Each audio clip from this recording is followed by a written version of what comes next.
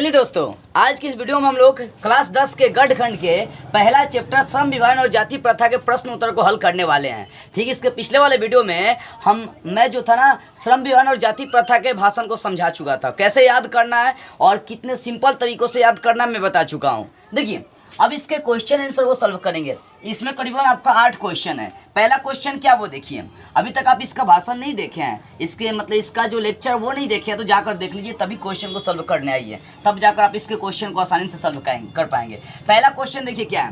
पहला क्वेश्चन है, लेखक किस विडंबना की बात करते हैं और विडंबना का स्वरूप क्या है। क्वेश्चन नंबर 1 है कि लेखक किस विडंबना की बात करते हैं और विडंबना का स्वरूप क्या है। एक बात समझ लो, विडंबना का मतलब होता है उपहास करना, परिहास करना, मजाक करना, ये होता है।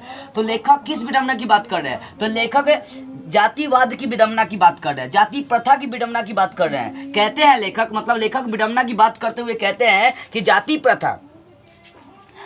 प्रथा जो है ना एक भयंकर रूप ली हुई है, जिसकी वजह से लोगों को ऊंचा नीचा छोटा बड़ा करार दी जाती है। तो वही है, लेखक किस विडंबना की बात करते हैं, तो लिखेंगे लेखक जातिवाद की विडंबना की बात करते हैं। और विडंबना का स्वरूप क्या है, मतलब जातिवाद का स्वरूप क्या है, जाति प्रथा का यही स्वरूप है कि वह लोगों को ऊंच नीच और छोटा बड़ा करार देती है। ठीक है, तो इसका आंसर क्या लिखेंगे, लेखक किस विडंबना की बात करते हैं, तो लिखेंगे कि लेखक जातिवाद के विडंबना की बात करते हैं और उसका स्वरूप यही है कि जातिवादी लोगों को छोटा बड़ा ऊंच नीच करार देती है। ठीक है, इस तरह से क्वेश्चन नंबर 1 क्लियर होगा। क्वेश्चन नंबर 2 देखिए, प्रश्न नंबर 2, जातिवाद के पोषक उसके पक्ष में क्या तर्क देते हैं। जातिवाद के पोषक उसके पक्ष में क्या तर्क देते हैं।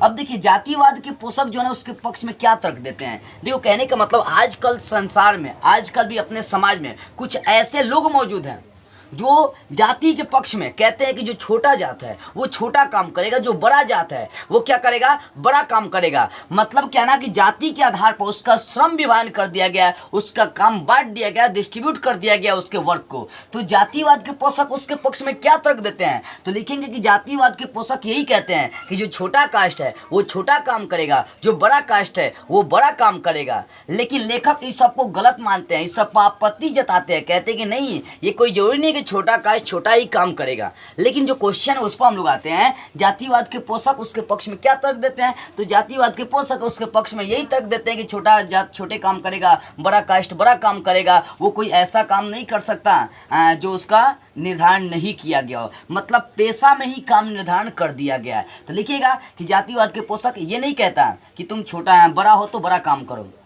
ध्यान देंगे कि जातिवाद के पोषक उसके पक्ष में क्या तर्क देता है। तो लिखिएगा कि जातिवाद के पोषक यही कहता है कि जो छोटा कास्ट है वो छोटा काम करेगा, जो बड़ा कास्ट है बड़ा काम करेगा, इसके अलावा कोई काम नहीं कर सकता। आगे तीसरा नंबर कि जातिवाद के पक्ष में दिए गए तर्कों पर लेखक की प्रमुख आपत्तियां क्या है। जातिवाद के पक्ष में जो बातें बोली गई कि छोटा जात छोटा काम करेगा, बड़ा जात बड़ा काम करेगा, तो इस पर लेखक आपत्तियां जताते हैं। वो आपत्तियां क्या, ध्यान देंगे। देखिए, क्वेश्चन है कि जातिवाद के पक्ष में दिए गए तर्कों पर लेखक की प्रमुख आपत्तियां क्या है। तो लेखक यही कहते हैं कि ये जरूरी नहीं है कि जो छोटा कास्ट वो छोटा काम करेगा, जो बड़ा कास्ट वो बड़ा काम करेगा। ये पेशा निर्धारण नहीं है, गर्भ में ही किसी बच्चे का पेशा निर्धारण करना उचित नहीं है। जैसे बताया गया था पिछले वाले लेक्चर में, भाषण में, कि बताया गया था कि लेखक उसमें कहते हैं कि कुछ ऐसे लोग हैं जो बच्चे का पेशा निर्धारण जन्म में ही कर देते हैं, गर्भ में ही कर देते हैं, कि उसको जन्म लेने के बाद यही काम करना है। नहीं, इस पर लेखक आपत्ति जताते हैं।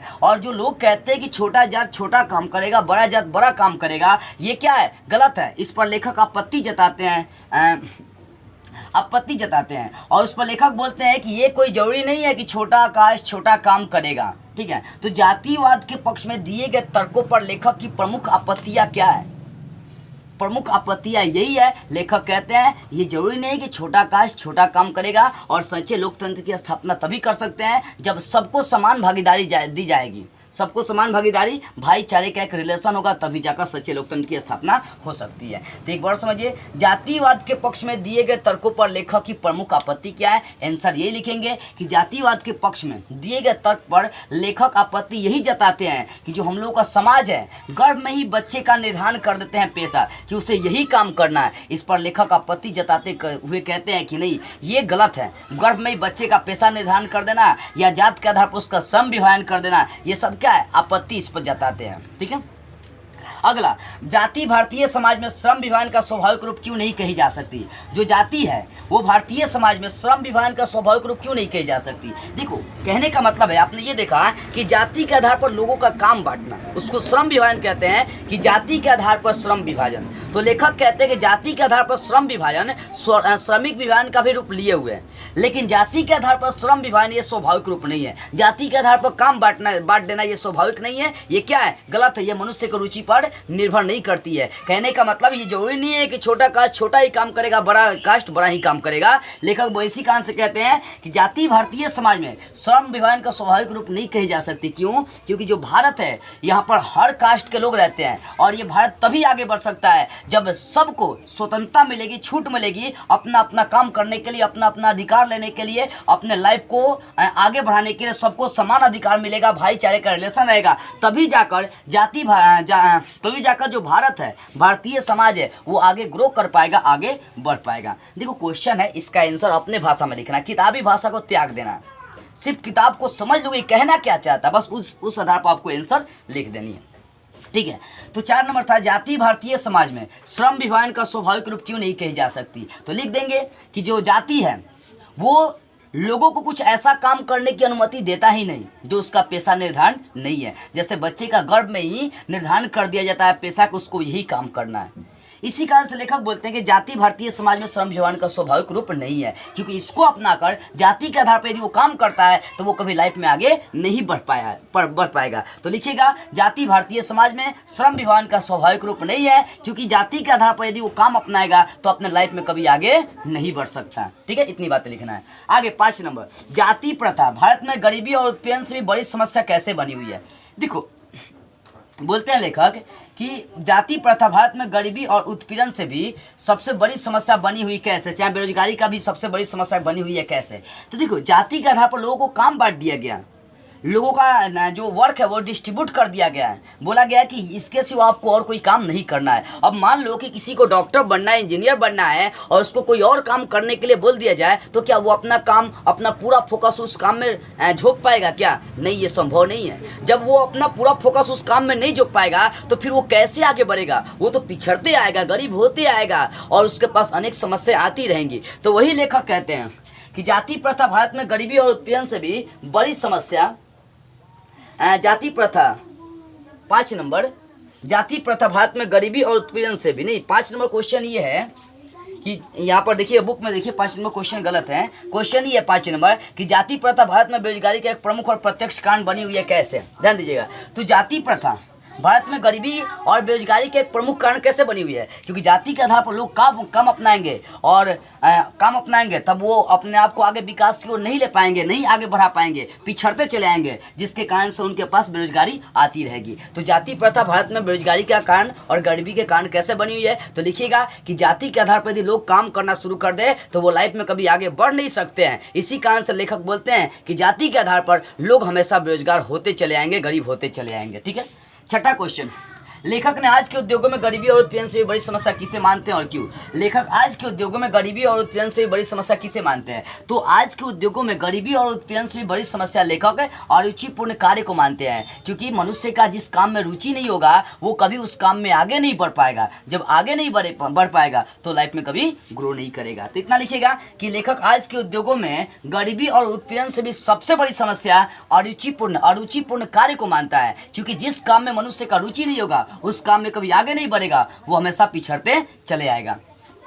7 नंबर, लेखक ने पाठ में किन किन पहलुओं से जाति प्रथा को हानिकारक बताया है? तो लेखक ने सीधी सी बात जाति प्रथा को किन के रूप में हानिकारक बताया है? लेखक ये कहता है कि जाति के आधार पर लोगों का काम बांटना ये क्या है? सबसे हानिकारक प्रथा है। और साथ में गर्भ में बच्चों का निर्धारण पेशा कर देना, गर्भ में बच्चों का पेशा निर्धारण करना, ये भी क्या है? एक हानिकारक प्रथा है। तो किन किन मतलब पाठ में किन पहलुओं से जाति प्रथा को हानिकारक प्रथा बताया गया? तो लिख दीजिएगा, जाति के आधार पर काम बांटना हानिकारक प्रथा है, और गर्भ में पेशा निर्धारण कर देना ये सब क्या है? हानिकारक प्रथा है। ठीक है, तो इतनी बातें लिखिएगा। 8 नंबर अंतिम नंबर क्वेश्चन देखिए, सच्चे लोकतंत्र की स्थापना के लिए लेखक ने किन विशेषताओं को आवश्यक माना है? तो सच्चे लोकतंत्र की स्थापना के लिए हर कास्ट को समान अधिकार देनी पड़ेगी और सारे कास्ट के लोगों को समान सेम रूप में समान रूप में देखना पड़ेगा और उनके बीच भाईचारे का संबंध स्थापित करना पड़ेगा, तभी जाकर एक सच्चा लोकतंत्र हमारे बीच बन पाएगा। तो इस तरह से 8 क्वेश्चन क्लियर हो गया। एक बार मैं बता दे रहा हूँ इसको शॉर्ट में। लेखक किस विडंबना की बात करते हो, विडंबना का क्या स्वरूप है? तो लिखेंगे लेखक जातिवाद के विडंबना की बात करते हैं और जाति के आधार पर लोगों का काम बांट दिया जाता है। आगे जातिवाद के पोषक उसके पक्ष में क्या तर्क देते हैं? तो जातिवाद के पोषक यही कहते हैं कि जो जिस कास्ट का लोग है वो वही काम करेगा, उसके सिवा वो और कोई काम नहीं कर सकता। तीसरा है कि जातिवाद के पक्ष में दिए गए तर्कों पर लेखक की प्रमुख आपत्तियां क्या है? लेखक यही कहते हैं कि ये जरूरी नहीं है कि जो जिस कास्ट से बिलोंग करता है वो वही काम करेगा, नहीं, सबको इतनी स्वतंत्रता होनी चाहिए कि कम से कम वो अपने लाइफ के लिए अपने स्वतंत्रता के लिए अपने रुचिपूर्ण कार्य को कर सके। 4 नंबर, जाति भारतीय समाज में श्रम विभाजन का स्वाभाविक रूप क्यों नहीं कही जा सकती? क्यों? क्योंकि जो यहाँ के लोग हैं, जो यहाँ कास्ट के लोग हैं, वो जाति को अपनाकर कभी आगे नहीं बढ़ सकते हैं, वो हमेशा पिछड़ते चले आएंगे। इसी कारण से श्रम विभाजन को स्वाभाविक रूप नहीं मानते हैं। आगे, जाति प्रथा भारत में बेरोजगारी का एक प्रमुख और प्रत्यक्ष कारण कैसे बनी हुई है?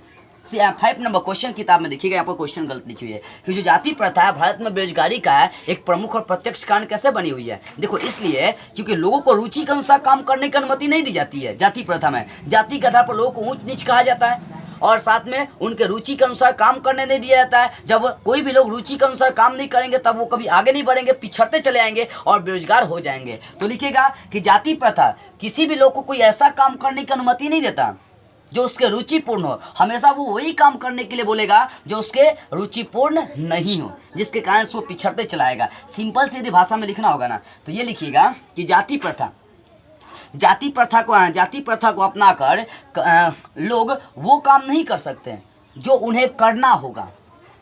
मतलब मान लो आपको डॉक्टर बनना है तो आप डॉक्टर बनने की तैयारी कर रहे हैं और आपको ज़बरदस्ती कोई और काम करने के लिए दे दिया गया तो आप कभी लाइफ में ग्रो नहीं करोगे। तो लेखक जाति प्रथा भारत में बेरोजगारी और उत्पीड़न से बड़ी समस्या नहीं, जाति प्रथा भारत में बेरोजगारी की एक प्रमुख समस्या कैसे बनी हुई है? तो लिखेंगे यही कि लोग रुचिपूर्ण कार्य नहीं करते हैं, जाति के आधार पर उनका काम बांट दिया गया है, जिसके कारण से उन्हें रुचिपूर्ण कार्य नहीं करना पड़ता है और जब वो रुचिपूर्ण कार्य नहीं करते हैं जिसके कारण से वो पिछड़ते चले आते हैं और बेरोजगार हो जाते हैं, गरीब हो जाते हैं। 6 नंबर, लेखक आज के उद्योगों में गरीबी और उत्पीड़न से भी बड़ी समस्या किसे मानते हैं और क्यों? तो लिख लीजिएगा, लेखक आज के उद्योगों में गरीबी और उत्पीड़न से भी बड़ी समस्या और रुचिपूर्ण कार्य को मानते हैं, क्योंकि जिस कार्य में मनुष्य का रुचि नहीं होगा उसमें वो दिल और दिमाग और अपना पूरा फोकस नहीं झोंक पाएगा और वो कभी आगे नहीं बढ़ पाएगा। आगे, लेखक ने पाठ में किन प्रमुख पहलुओं से जाति प्रथा को हानिकारक प्रथा के रूप में दिखाया है? तो लेखक बोलते हैं कि जाति के आधार पर लोगों का काम बांटना ये क्या एक हानिकारक प्रथा है। गर्भ में ही बच्चे का पेशा निर्धारण करना, काम निर्धारण करना, ये सब क्या है? हानिकारक प्रथा है। तो इतनी लिख दीजिएगा। आगे, सच्चे लोकतंत्र की स्थापना के लिए लेखक किन विशेषताओं को आवश्यक मानते हैं? तो सच्चे लोकतंत्र की स्थापना के लिए लेखक कहते हैं कि हर कास्ट के लोगों को समान अधिकार देना पड़ेगा और समान रूप से सबको देखना पड़ेगा। मतलब सभी कास्ट के लोगों के बीच एक भाईचारे का संबंध होनी चाहिए। मतलब जिस प्रकार दूध और पानी को मिला दिया जाता है तो उनमें कोई अंतर नहीं होता है, उसी प्रकार हर कास्ट के लोगों को इस प्रकार देखा जाए कि उनमें कोई अंतर नहीं रहे, तभी जाके एक सच्चे लोकतंत्र की स्थापना हो सकती है। तो इस तरह से आपका क्या हो गया, 8 क्वेश्चन क्लियर हो गया और ये चैप्टर का क्वेश्चन भी आपका क्लियर हो गया। तो बस आज की इस वीडियो में इतना ही। अगले वीडियो में अगले चैप्टर के साथ हम लोग फिर मिलेंगे।